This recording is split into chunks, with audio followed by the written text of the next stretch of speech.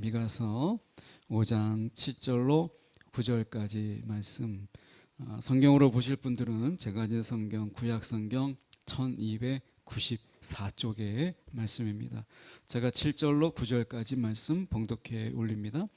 야곱의 남은 자는 많은 백성 가운데 있으리니 그들은 여호와께로부터 내리는 이슬 같고 풀 위에 내리는 단비 같아서 사람을 기다리지 아니하며 인생을 기다리지 아니할 것이며, 야곱의 남은 자는 여러 나라 가운데와 많은 백성 가운데 있으리니 그들은 수풀의 짐승들 중에 사자 같고 양떼 중 젊은 사자 같아서 만일 그가 지나간즉 밟고 찢으리니 능히 구원할 자가 없을 것이라. 내 손이 내 대적들 위에 들려서 내 모든 원수를 진멸하기를 바라노라. 아멘. 이 말씀 가지고 구원의 물줄기로 남겨진 자들이라는 제목으로 함께 말씀을 나누길 원합니다. 남은 자라고 하는 것, 남겨진 자라고 하는 이 부분이 성경에서, 구약에서 특히 많이 나오죠. 남은 자라고 하는 이 남은 자 사상이 성경에 있어요. 하나님께서 나무를 자르지만 구루터기를 남기심으로 인해서 그 구루터기에 이제 새싹이 났고, 그리고 나무가 자라게 하는 걸 보게 돼요. 나무가 병들었을 때 그 구루터기를 남겨놓죠. 그러면 그 속에서 새롭게 자라는 걸 보게 돼요. 제가 교회 안에 있는 식물 중에 제가 관리를 잘못해서 그런지 하나가 시들시들했어요. 마지막으로 남는 것은 그 가지를 한번 잘라보자, 밑둥만 좀 남겨놓으면 살면 좋고 아니면 할 수 없다, 이런 마음으로 한번 밑둥을 잘랐어요. 그런데 놀라운 일이 벌어졌어요. 위에는 시들시들해서 이제 다 죽었겠다 싶은데 뿌리가 새로운 생명력을 내고 줄기를 내고, 그리고 그 속에서 잎이 내는 것을 보면서 뿌리는 죽지 않았구나 하는 것을 본 적이 있어요. 하나님께서 이 식물을 우리가 생각해 보면 위에 가지를 자르지 않으면 그 가지의 이 시듬과 그 어떻게 보면 썩어감이 뿌리까지 내려가더라고요. 그러니까 그것을 잘라주는 거예요. 이것은 어떻게 보면 그 식물을 버리는 게 아니라 살리는 거죠. 마찬가지로 이 남은 자라고 하는 것은 이제 썩음이 점점 뿌리까지 가는 거예요. 줄기의 썩음, 잎의 썩음이 이제 줄기를 타고 거꾸로 내려가는 거죠. 그러면 나중에 뿌리까지 다 썩게 돼요. 그 중간에 잘라주는 거, 이게 남은 자예요. 이스라엘의 남은 자를 통해서 다시금 구원의 통로로 사용하시는 하나님, 이런 하나님의 절묘한 구원이 남은 자 속에 있어요. 이 남겨진 야곱의 남은 자 나오잖아요. 7절에 보면 야곱의 남은 자라고 나와요. 이 남은 자는 어떻게 보면 몇 가지를 통해서 이 남은 야곱의 남은 자가 어떤 자인가 7절과 8절 9절에서 이 남은 자에 대한 부분을 설명해요. 이 시대 속에서 우리는 어떻게 보면 한국 기독교가 위축되고 코로나 이후에 한국 교회가 침체기에 있는 이때에 어떻게 보면 우리가 교회적으로 봐도, 우리가 교회 자체만 봐도 우리의 이 침체의 그림자가 점점 짙어지는 이 시대에 우리가 살고 있잖아요. 우리 눈으로 봐도 보였던 지체가 보이지 않는 이런 일들이 우리 가운데도 있잖아요. 이미 이 주변에만 봐도 이미 교회의 간판을 내린 안타까운 교회들이 정말 많아요.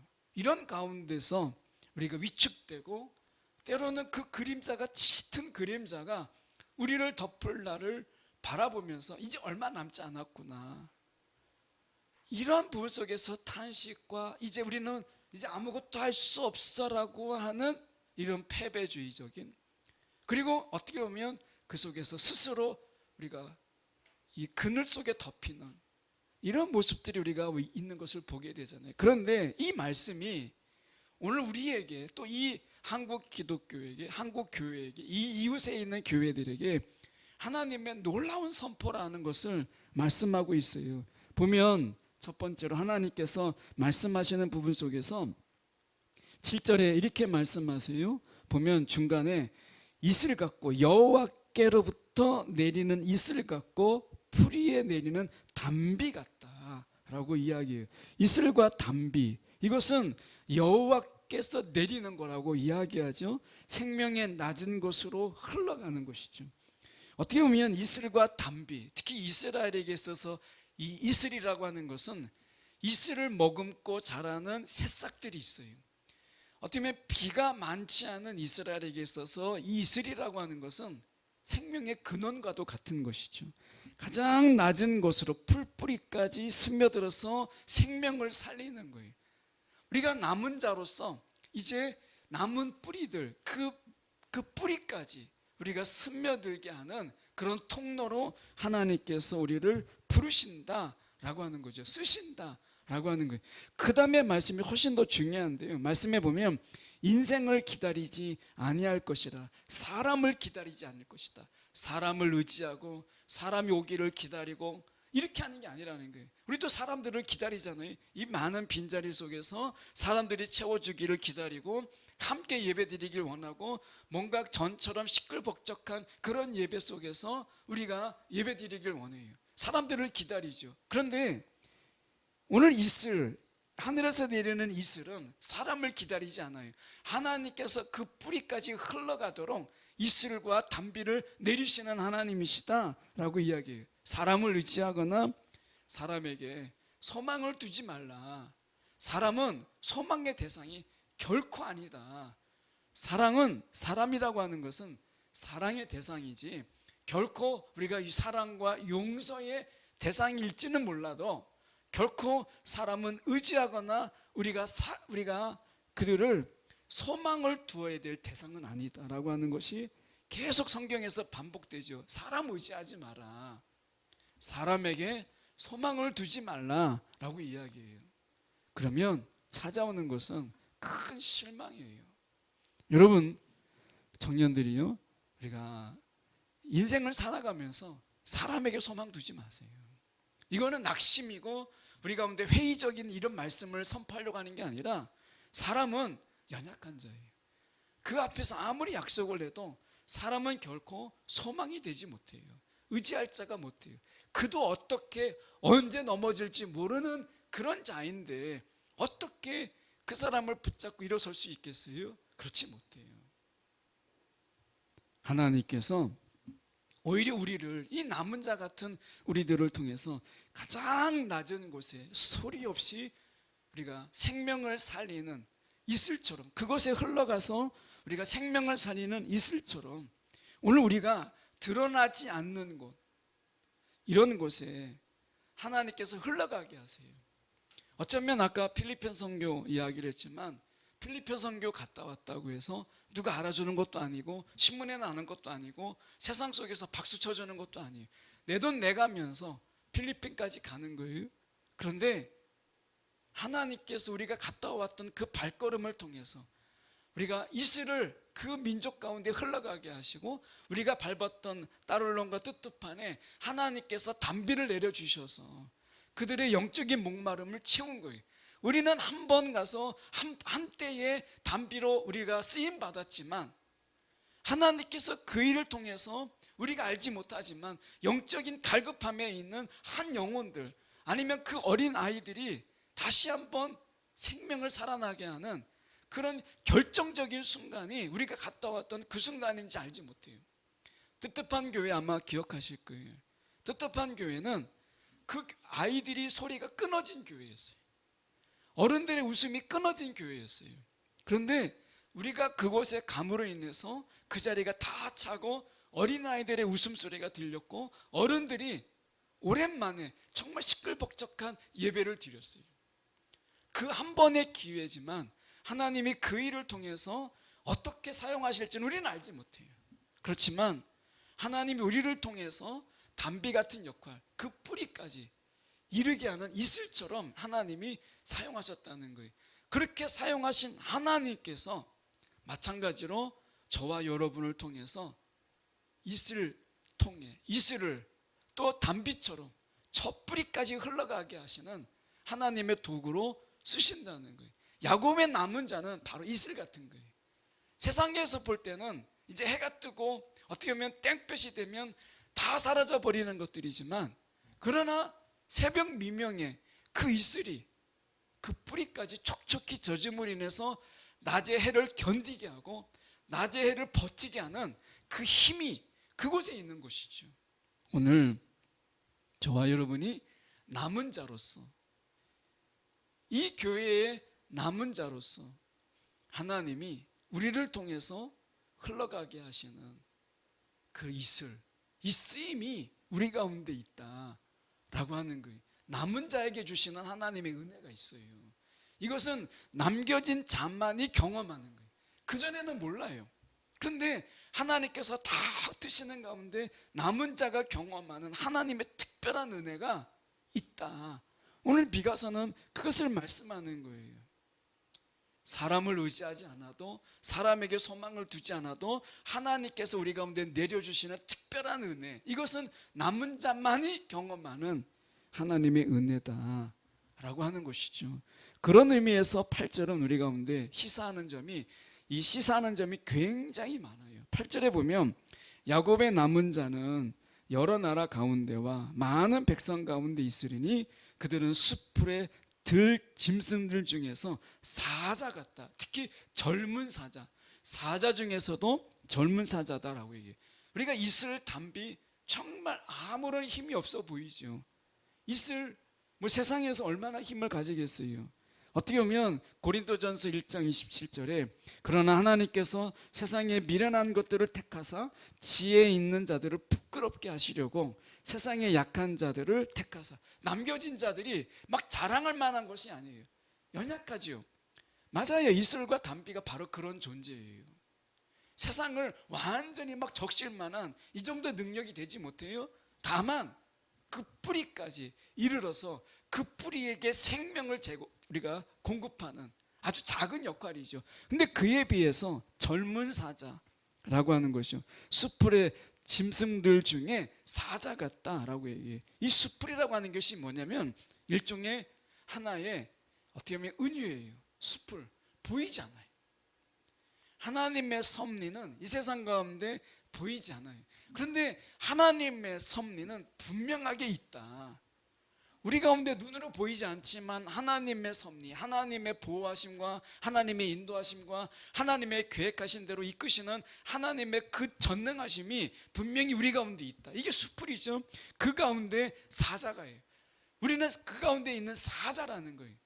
우리가 이 어떻게 보면 이슬은 연약한 존재로 우리를 부름받았다.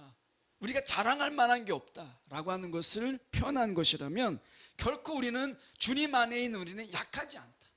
부름받은 우리의 존재는 비록 약한 존재지만, 그러나 부름받은 이상 주님의 그 권능 안에 있는 우리는 결코 약하지 않다. 사자와 같은 존재다라고 하는 것을 이야기하는 거예요. 어떻게 보면 하나님께서 우리가 세상 가운데 우리가 굴복하지 않고 우리가 하나님의 통치와 하나님의 공의를 세상 가운데서 사자가 그 사자 후를 우리가 부르짖는 것처럼 우리가 세상에 하나님의 통치와 하나님의 공의를 선포하고 악을 짓밟고 지나가는 강인한 영적 권세가 우리 가운데 있다라고 하는 거죠. 약함과 하나님 안에서의 강함을 동시에 이야기하고 있어요. 그래서 우리는 약함만 보면 안 돼요. 우리는 하나님 앞에서 겸손할 수밖에 없는데 우리는 세상의 연약한 자 가운데 우리가 부름받았다. 내가 자랑할 만한 것이 있고 내가 똑똑해서 잘나서 그게 아니다 라고 하는 겸손을 말씀하시지만 동시에 하나님의 영적 권세를 우리 가운데 주심으로 인해서 세상에서 악에 짓밟히는 자가 아니라 악을 짓밟고 하나님의 섭리를 드러내는 사자, 젊은 사자와 같다라고 이야기해요. 동물의 왕국이나 이런 데서 우리가 보면 사자는요 숲풀 가운데서 유일하게 등짝을 땅에 대고 그리고 우리가 주위의 시선에 끌지 않고 마음대로 잘 수 있는 유일한 동물이에요. 숲풀에 거하지만 등을 깔고 잘 수 있는 동물. 여러분, 하나님 우리를 지키시고 보호하시기 때문에 이 세상에서 우리가 살지만 악에 둘러싸여 있고 사단이 우리를 호시탐탐 누리는 가운데 있지만 사랑하는 자에게 잠을 허락하시는 그 하나님처럼 우리는 이 세상 가운데서 주님의 보호하심과 인도하심 속에서 능히 이 세상 가운데서 하나님의 보호 속에 살아갈 수 있는 그런 남은 자라고 하는 것이죠. 세상을 두려워서 잠도 못 자고 걱정과 근심에 우리가 시달려서 세상 속에서 뜬 눈으로 밤새는 자가 아니라 이 세상에서 하나님이 우리를 지키시고 보호하시는 그런 젊은 사자로 세상 가운데 두셨다라고 하는 것, 이것을 우리가 또한 기억해야 된다라고 하는 것입니다. 어떻게 보면 이 야곱의 남은 자라고 하는 것, 이방 나라들 속에서 짓눌리고 억눌리는 그런 존재처럼 보이죠. 다 흩어져 버리고 이스라엘의 남은 자 남았어요. 그런데 하나님께서 그 남은 자를 통해서 하나님이 역전의 소망을 허락하잖아요. 그들을 통해서 하나님의 구원과 그들을 통해서 하나님의 언약, 하나님의 약속이 성취됨으로 인해서 세상을 부끄럽게 하시고 하나님의 놀라우신 섭리를 드러내시는 것을 보게 돼요. 오늘 하나님께서 남은 자 같은 우리들을 통해서 하나님이 행하시고 이루실 것을 소망하십시오. 주위를 돌아보면 이제 어둠이 짙게 이제 드리워지고 이제 소망은 끝났다, 이렇게 우리가 생각할 수 있는 그런 모습들이잖아요. 어떻게 보면 한국 교회를 이렇게 여론조사하는 교회 속에서 보면 한국 교회의 한 40% 정도가 앞으로 한 5년 안에 우리 교회가 존재할까라고 얘기했을 때 그렇지 못하다. 10개 중에 4개가 한국 교회가 앞으로 우리 교회가 자기들의 교회가 5년 안에 과연 존재할 수 있을까에 대해서 그렇지 못하다라고 대답을 했어요. 그만큼 지금 상황이 굉장히 열악한 상황에 우리가 있다라는 것을 부인할 수 없어요. 그렇지만 오늘 이 말씀에 우리가 귀 기울여 본다면 하나님께서 숲을 속에서 뛰어나오는 사자, 열방을 향하여서 세상을 향하여서 뛰쳐나가는, 그리고 세상을 향하여서 사자후를 외치는 이런 젊은 사자로 하나님께서 남겨두셨다. 많은 자들이 교회를 떠나고 세상으로 나갔다 할지라도 남겨진 자를 통해서 행하실 하나님의 놀라운 일들을 우리가 아니라 하나님이 계시기에 우리의 소망은 여전히 우리 가운데 유효하다라고 하는 거예요. 우리를 바라보면 그렇지 못하죠. 그런데 하나님을 바라보면 여전히 소망이 있다라고 하는 것을 말씀하고 있어요. 하나님은 역전, 반전의 이런 대가세요. 우리가 예수님께서 십자가에서 죽으셨을 때 사단은 박수를 쳤어요. 끝났다. 야, 이제 예수님이 십자가에서 죽으셨다라고 했을 때 예수님은 세상을 향하여서 외쳤어요. 다 이루었다. 하나님은 반전의 하나님이고 역전의 하나님이시다라고 하는 것을 보게 돼요.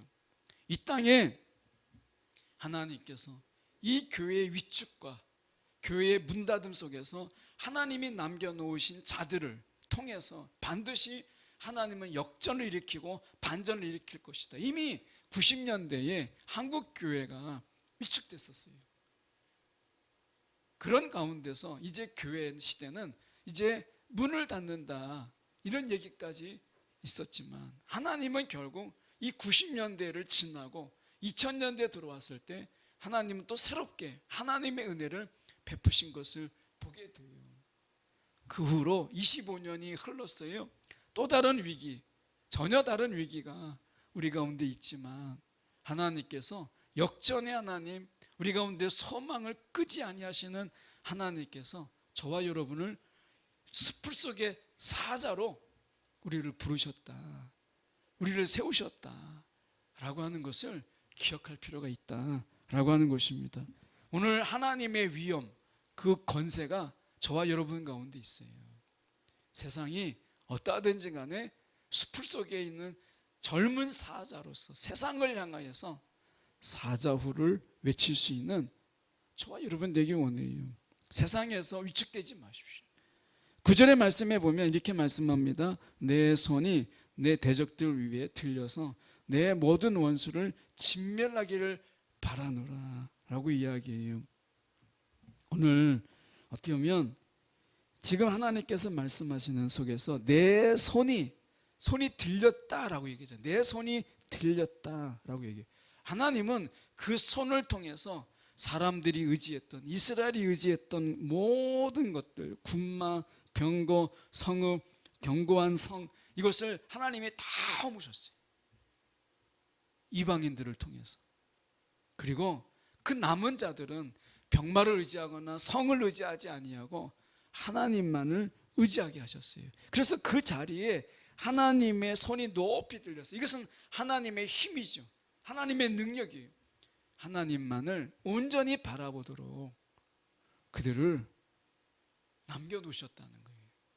그들 속에서는 이제 아무것도 없어요. 하나님의 손밖에 없어요. 여러분, 우리가 고백하세요. 나는 이제 하나님밖에 없다. 모든 것을 하나님께서 다 걷어가시고 이제 우리는 결핍의 자리, 부족의 자리, 아무것도 없는 낫승의 자리에 우리가 있을지라도 내게 남겨진 게 뭐가 있나? 아무것도 없을 때 비로소 하나님의 손이 보인다는 것이죠. 그래서 내 손이 대적들 위에 높이 들리셨다. 하나님의 능력, 하나님의 힘, 이것이 남은 자들 위에 있다라고 하는 거예요. 왜 남겨진 자들이에요? 사람을 의지하고 성읍을 의지하고 군마를 의지하고 다른 강국을 의지하고 이웃을 의지하고 했을 때 하나님이 그들이 의지했던 모든 것을 다 제어하셨어요. 남은 자들 속에서 유일한 희망은 이제 하나님밖에 없어요. 여러분, 내가 부르짖고 내가 하나님 앞에 정말 간구할 때 비로소 하나님의 능력이 우리들 가운데 드러나는 이 엄청난 오히려 역설적인 은혜가 우리 가운데 있다라고 하는 거예요. 여러분, 우리가 더 이상 의지할 게 뭐가 있어요? 하나님밖에 없잖아요. 저와 여러분이 부르짖을 것은 이제 하나님밖에 없어요. 바라볼 것은 하나님밖에 없다라고 하는 것이죠. 그래서 어떻게 보면 우리가 이 오늘 7절로서 우리가 9절까지 말씀 속에서 우리는 이슬 같은 존재, 하나님의 공급만을 의지하는 자예요. 하나님께서 하늘로부터 우리가 하나님께로부터 내리는 이슬, 우리가 의지할 것은 하나님이 내려주시는 이 모든 것을 의지할 수밖에 없죠. 그리고 우리의 의지했던 모든 것을 다 내려놓는 그런 자들이에요. 우리의 무능함을 인정하고 하나님의 능력, 하나님의 힘만을 의지하는 자로 이 땅에서 하나님의 섭리 가운데 하나님의 섭리를 바라보며 살아가는 자들이다 라고 하는 것이죠. 여러분, 우리는 이 땅에 또 이 교회에 그리고 어떻게 보면 한국교회에 남겨진 자들 같은 자들이에요. 많은 자들이 우리가 하나님을 떠났고 교회를 떠나고 그래서 교회의 문들이 닫히는 이런 엄청난 일들이 우리 가운데 있지만 하나님은 남겨진 자를 통해서 일하시는 것을 기뻐하세요. 오늘 내가 남겨진 자다. 오늘 이 사명의 의식이 우리가 이 시대에 필요한 거예요. 남겨진 자다. 하나님께서 나를 남기시기 위해서 하나님이 지금까지 일하신 거예요. 우리가 의지했던 모든 것을 다 제거하시는 하나님의 열심이 우리 가운데 있었다라고 하는 것을 기억하면서 남은 자의 그 사명, 이것에 오늘 우리의 마음을 두는 저와 여러분 되기 원해요. 오늘 우리는 이 세상 가운데서 남겨진 재수 없는 자가 아니라 젊은 사자와 같은 그런 존재다라고 하는 것. 남겨진 자의 축복, 남겨진 자의 은혜, 그리고 남겨진 자의 사명을 기억하는 저와 여러분이 되기를 소망합니다.